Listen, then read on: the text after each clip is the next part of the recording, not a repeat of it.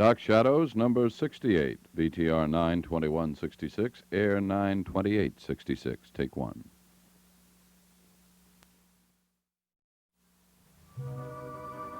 My name is Victoria Winters.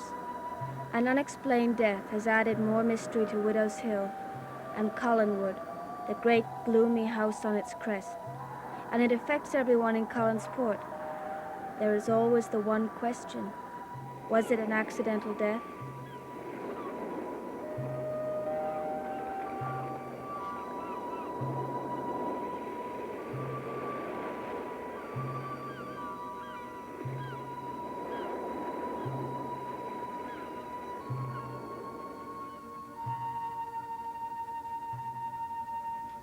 No. Refer it to billing. That's their job. Right. Come in. Well, kitten. Come in. Am I disturbing you? Of course not. Delighted to see you. You can tell your mother that you actually caught me working. I'll do that.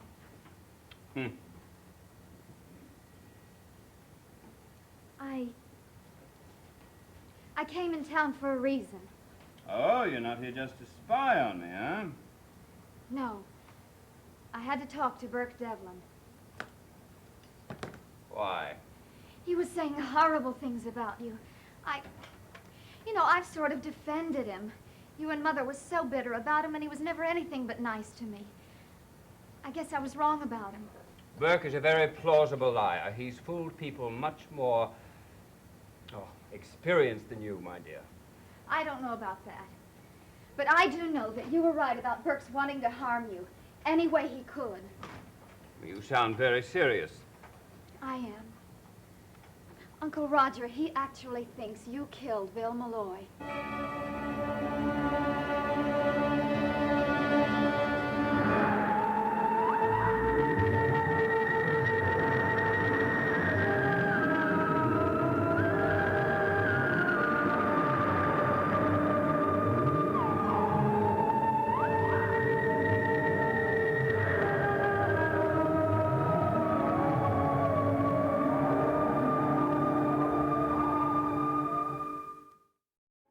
I can't even get angry about it, kitten. I knew Burke had it in for me, but I didn't know that he could be so stupid. You didn't, did you? I mean, even accidentally. Carolyn, how can you even ask a thing like that? I couldn't help worrying. Well, I'm glad you worried, but there was never any need to. I did not murder Bill Malloy. I did not kill him accidentally or any other way. I was sure, but I wanted to hear you say it.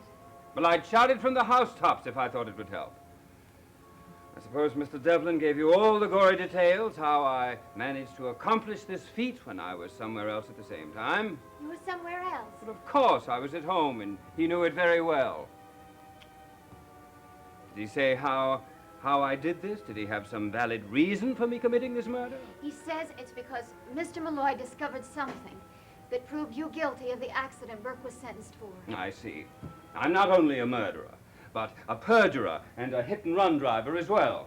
I'm surprised he didn't add arson and high treason. But why? Why would he say all these things? My dear child, Burke is a man who has been tortured with a conscience for 10 years. He admits that he didn't even remember what happened the night of the accident. I know, he said that. But he also says he's very sure he was not driving that car. He was too drunk to remember anything. I was there, kitten. I wasn't drunk. Laura was there. Believe me, he was guilty. It was the most difficult thing in my life to testify against him on that witness stand. But of course I had to tell the truth. Naturally. And if you need an alibi for the other night, I'll swear I was home with you. Well, thank you, kitten, but that won't be necessary. Our good Miss Winters knows that I didn't leave the house until 10 of 11. Too late to have accomplished this feat.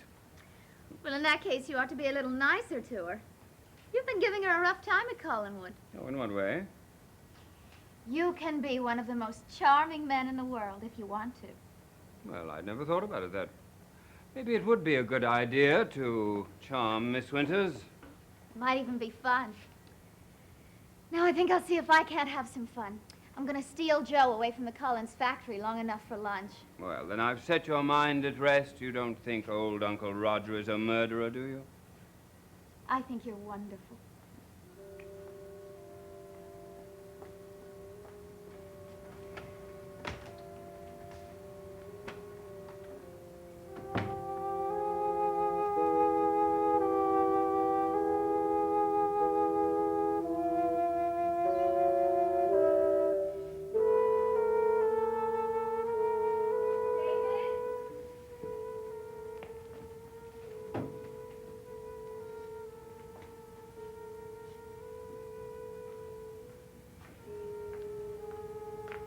David, where are you?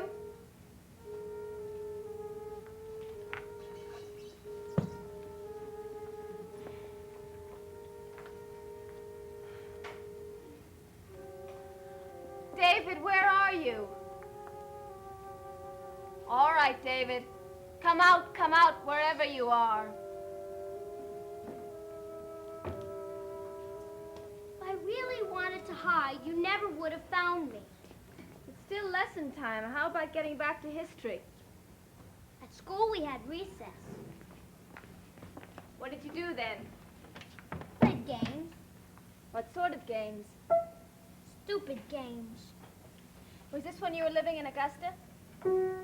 Where else would it be? Did you like living there? No. Why not? Because I didn't. That's all. My mother and father were fighting all the time. It was mainly his fault. He was always picking on her. Well, I'm sure he didn't mean anything by it. One time, I actually thought he was going to kill her. David, don't exaggerate so. I'm not exaggerating. It's the truth. I was in the next room. I could hear the whole thing. Well, you shouldn't have been listening.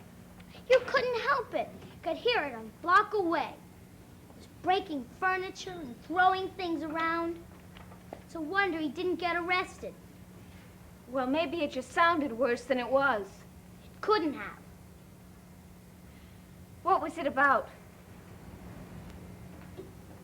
Burke Devlin.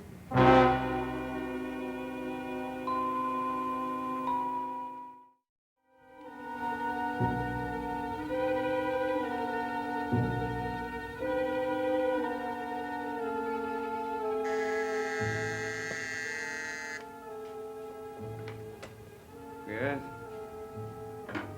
Sheriff Patterson.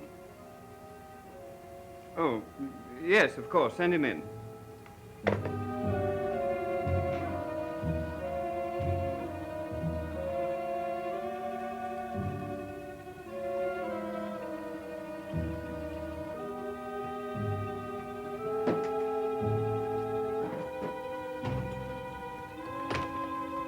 Morning.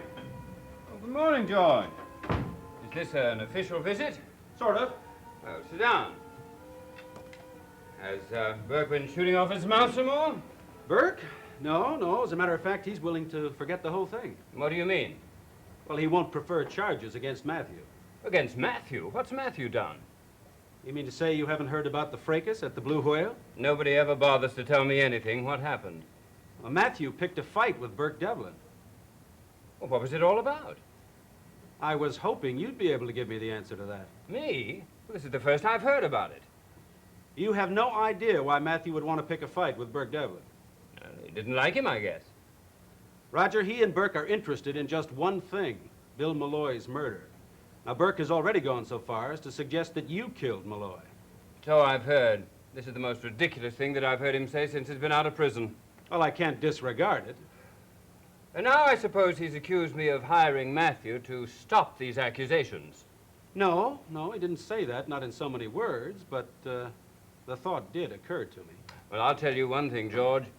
If I do hire anyone to kill Burke Devlin, it'll be someone with more sense than Matthew. I'll pick someone that I can trust to complete the job. Well, Roger, I think that impresses me about as much as anything you might have said. I'm sorry to have troubled you. No trouble at all, George. By the way, did you have anyone in mind? In mind? In mind for what? Well, if you should decide to choose someone to finish the job for you. No, George. But I rather at the moment prefer doing it myself. That's what I figured.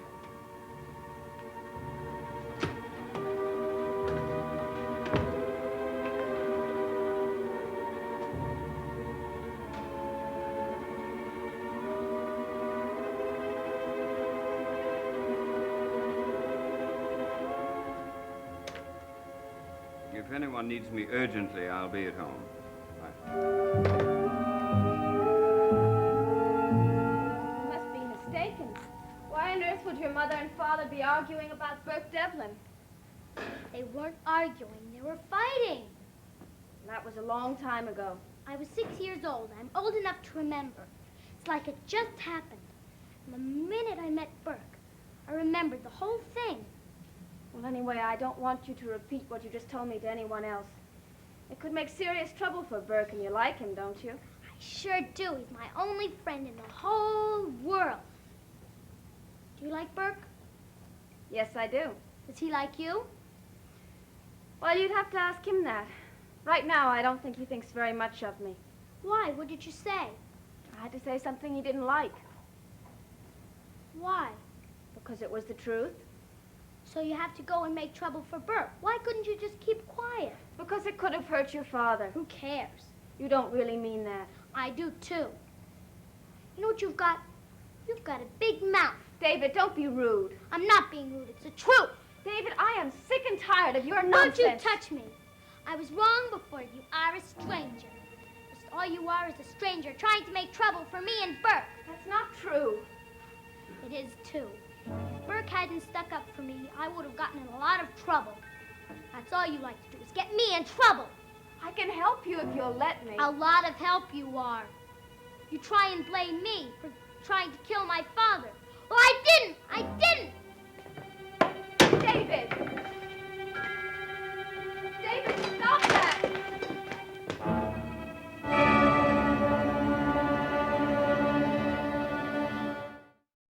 Here, what's going on? She tried to hurt me. That's not true, David. How could a girl like Miss Winters hurt a big boy like you? She did, I tell you, she did. I knew you'd be on her side. How can I be on anyone's side when I don't even know what it's all about? You don't have to. You're always ganging up on me, just like at school. David! Let him go, Miss Winters. Give him time to cool off. Actually, it was you I wanted to talk to. Whatever you say. Well, I was sitting in my office, twiddling my thumbs, and all of a sudden, a thought occurred to me. I haven't been very fair to you. I haven't complained. Well, that was part of my thought. Here you are in a strange place, in a strange situation, and I haven't done anything at all to make it easier for you. And that's what was bothering me. I realize now that if I had met you only halfway, things might have been much more pleasant in our relations. Mr. Collins, Now, don't argue, Miss Winters. I'm the one to blame, not you. I don't see that anyone's to blame. Well, I insist. As long as I'm being noble about it, at least let me go first class. I must confess that part of the fact was that I never knew how to handle David, and I suppose I resented my sister thinking that a young girl could succeed where I failed. Perhaps you'd let me make it up to you and take you out to dinner one night. Well, Oh, there's some wonderful places along the coast where the lobster is delicious. well, I've been waiting to have some of that ever since I got up here. Good, then we'll do it. It's agreed? Agreed. Mr. Collins. Roger. Roger. I think it would be nice for David to have some happy people around this house for a change. Well, I don't know what you mean by that. I think we manage, everything considered. Well, perhaps I shouldn't say this, but I'll do anything I can to try and understand David better. He told me that you and your wife had been arguing. Well, that's nonsense. You know how he exaggerates everything. Well, he had one very vivid memory. He said when he was 6 years old that he heard you and your wife arguing about Burke Devlin. Well, we may have had words occasionally. Certainly when she insisted on bringing Devlin into it, then the words may have become louder than was prudent. I had no idea that David remembered. He was only a child. He remembers all right. And it may be the reason for the hostility he shows. Well, Miss Winters, Vicky, Even if we were old friends, I don't think that I would go into a long discussion about the troubles that beset Laura and me. I wasn't trying to pry or be nosy. And now you're reminding me of something that I accused you of. I'm afraid you'll have to forgive me for that, too. I hope that your memory isn't as long as David's. It's completely forgotten. And now if you'll excuse me, I think I'll go and find him.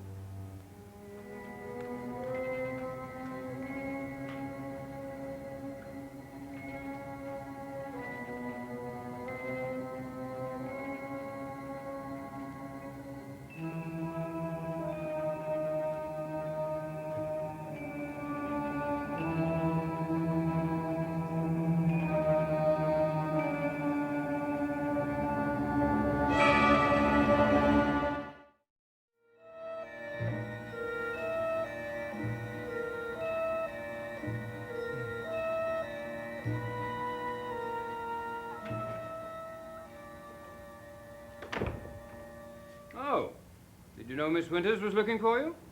Yes. I thought you were going to call her Vicky. Oh, my, you do have keen ears, don't you?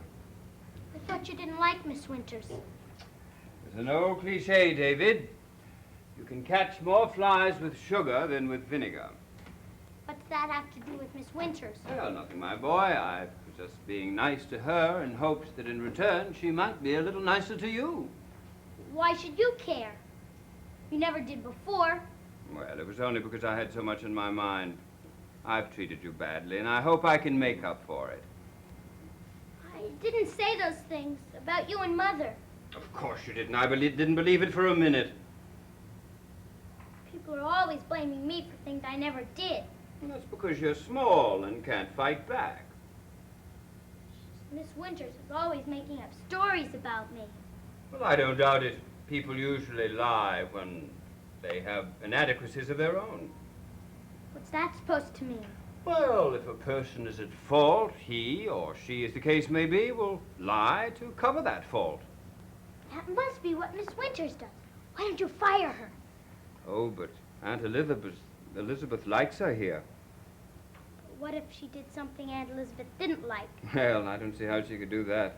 She's a paragon of virtue. She could do nothing wrong. But Aunt Elizabeth might think she did. Don't tell me about it, David. Just don't tell me about it.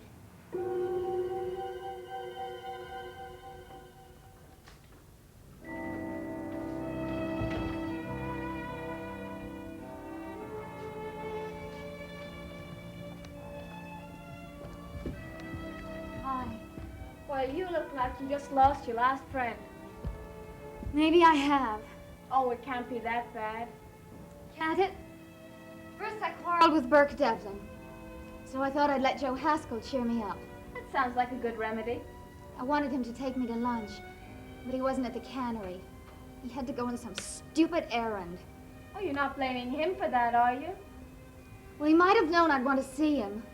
Carolyn, you're funny. If I'm so funny, why aren't I laughing?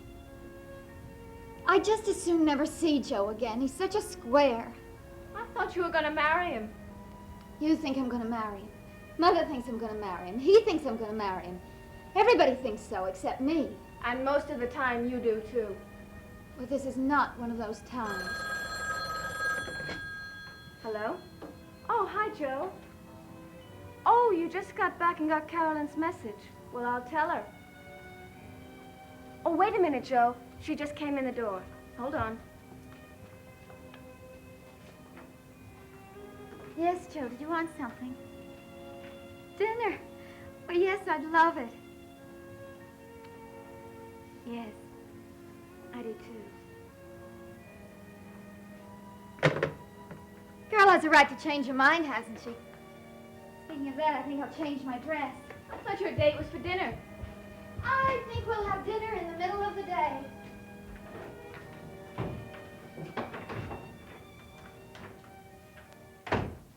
So you see, David, when all of these personal matters are cleared up, you'll find that I'm quite a different person. I'm really very easy to get along with. It was bad enough before Miss Winters came. Well, I know, and I was to blame for that. I haven't paid you much attention. But you have to understand, it was because of the new job and New surroundings and suspicious people. Like Miss Winters. Exactly.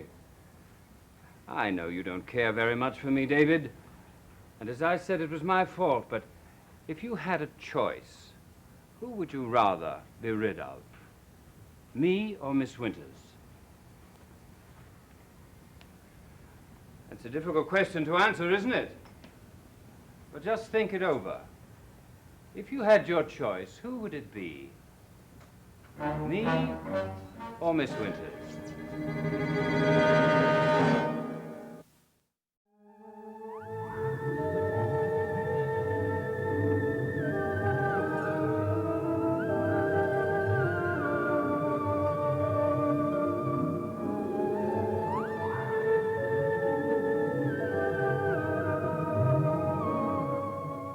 Stay tuned for Where the Action Is next on ABC.